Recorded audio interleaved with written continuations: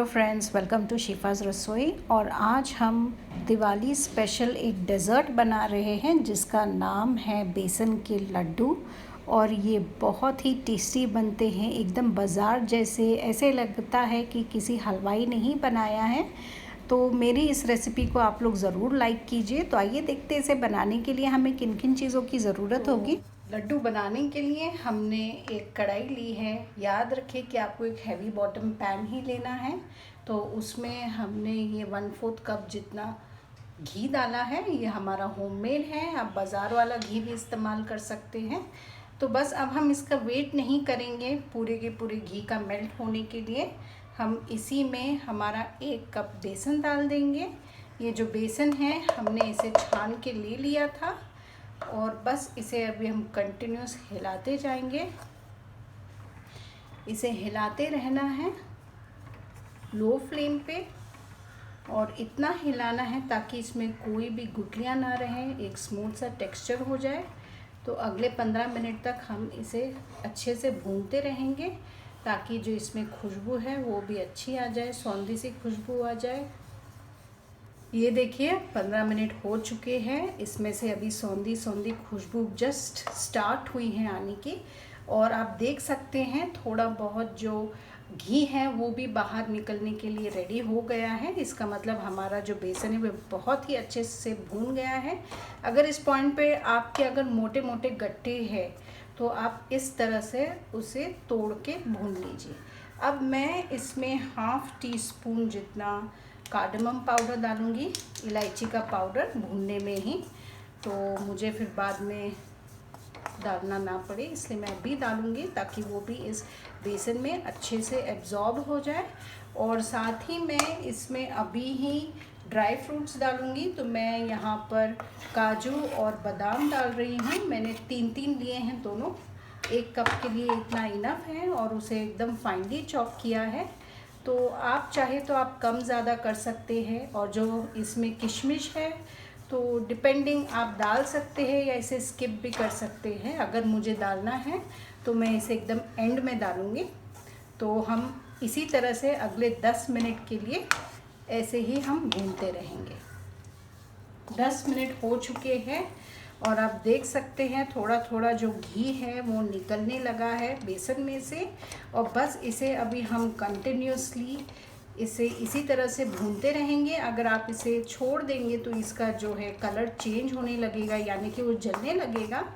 तो बस इसे कंटिन्यूसली इसी तरह से भूनना है। ये देखिए आप चमचे पे देख सकते हैं किस तरह से जो घी है वो आया है। तो बस हमें पूरे इसमें इसी तरह से लेकर आना है। अगर आपका घी नहीं छूट रहा है इस पॉइंट पे भी तो आप थोड़ा सा और 1 या 2 चम्मच आप घी इसमें डाल सकते हैं। देखिए 10 मिनट हो चुके हैं और मैंने जो है स्टील का चमचा लिया है अभी, क्योंकि मुझे लग रहा था जो मेरा वुड का स्पून है वो सारा का सारा घी पी जा रहा था। तो अब ये देखिए आप कितना सारा हमारा घी जो है वो छूट गया है और जो बेसन है वो ये हो गया है, पूरा लिक्विड फॉर्म में आ गया है। तो बस हमें इसी ही पॉइंट पे लेकर आना है। अगर आपको थोड़ी सी दिक्कत हो रही है, घी आपका नहीं निकल रहा है, तो ऊपर से आप 1 या 2 चमचे डाल दीजिए। अगर आपको घी नहीं डालना है तो भी आपके लड्डू बन जाएंगे। तो आप उसी पॉइंट पे स्टॉप करके आप लड्डू बना सकते हैं। तो अभी हम जो है वो गैस को ऑफ कर देंगे और इसे मैं एक अलग सी प्लेट में निकालूंगी और इसे हम 15 मिनट जो है उसे कूल डाउन होने के लिए रख देंगे।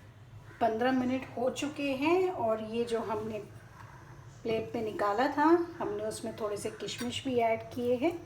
ये देखिए अभी हम इसे अच्छे से मिक्स कर लेंगे। अब बारी आती है इसमें शुगर ऐड करने की। तो एक बात का आप ध्यान रहे कि ये जो मिक्सचर है ये वार्म होना चाहिए, यानी कि जब आप इसे टच करें तो आपको चटका नहीं लगना चाहिए। तो इसमें तभी आप शक्कर ऐड करेंगे और शक्कर जो है वो पाउडर फॉर्म में होनी चाहिए।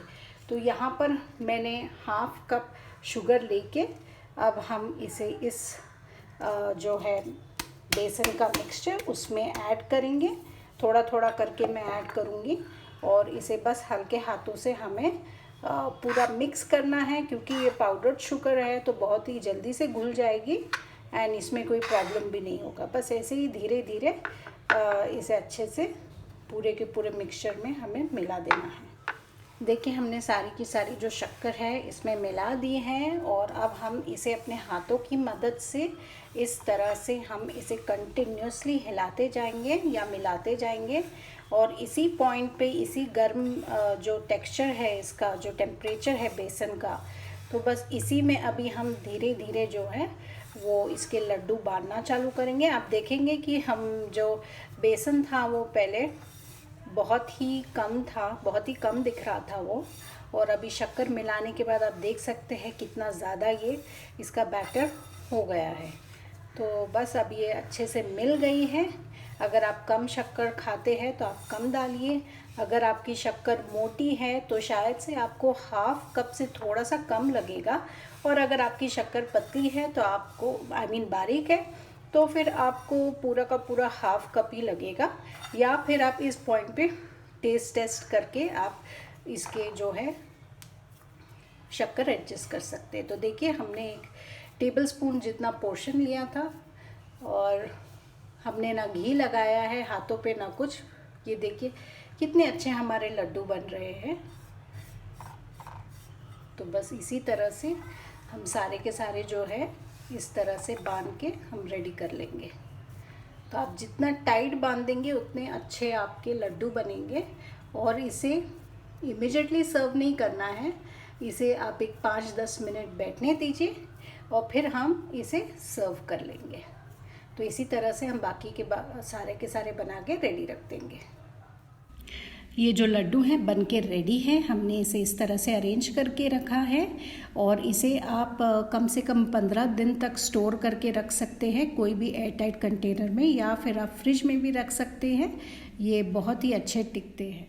सो फ्रेंड्स, हमारी जो बेसन के लड्डू हैं वो रेडी है। ये एकदम हलवाई बाज़ार जैसे बने हैं और इसे खाते ही ये मुंह में पिघल जाते हैं।